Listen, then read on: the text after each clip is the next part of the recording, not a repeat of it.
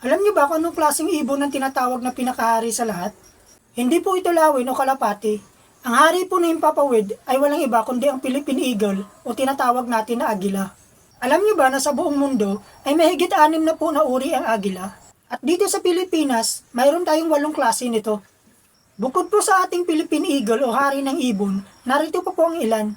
Mayroon din po tayong bald eagle na kilala sa maputing ulo at golden eagle naman po na may kulay ginto ang balahibo sa liig.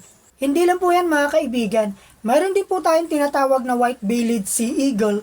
Ito ay madalas makikita sa ating baybayin at snake eagle na kumakain ng ahas. Lahat po sila ay matatapang, pero ang ating Philippine Eagle ay pinakamalaki at pinakabihira sa lahat, kaya tunay na yaman ito ng bansang Pilipinas. Pero bakit nga ba siya tinawag na hari? Ano ba yung pinagkakaiba niya sa lahat ng mga ibon? Ito po ang Gunner's Curious World, at sa video ito, yan ang ating aalamin. Bakit nga ba tinatawag na pinakabagsik at hari ng himpapawid ang ibong agila? Sobrang talas ng paningin. Ang mata ng agila ay 8 beses na mas malinaw kumpara sa tao. Kahit po na sa pinakamataas siya lumilipad, ay kitang-kita pa rin niya ang maliliit na daga o isda sa lupa at tubig, kahit sabihin pa po natin na 5 kilometro pa po ang layo nito. Alam niyo ba na napakalaki at napakalakas din ang pakpak ng agila? Kapag umunat po ito, umaabot po ito ng 2,2 metro. Katumbas na po ito ng 2 tao na magkahawak ang kamay.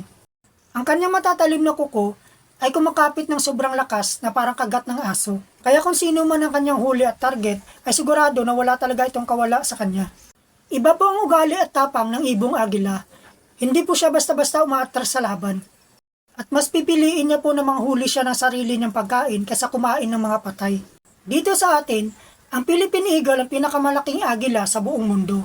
Kaya pala siya tinanghal na hari ng himpapawid dahil sa lakas ng katawan, talas ng mata, tapang at bagsik na wala sa ibang ibon. Dito sa mundo natin, marami pa tayong mga bagay na dapat nating malaman.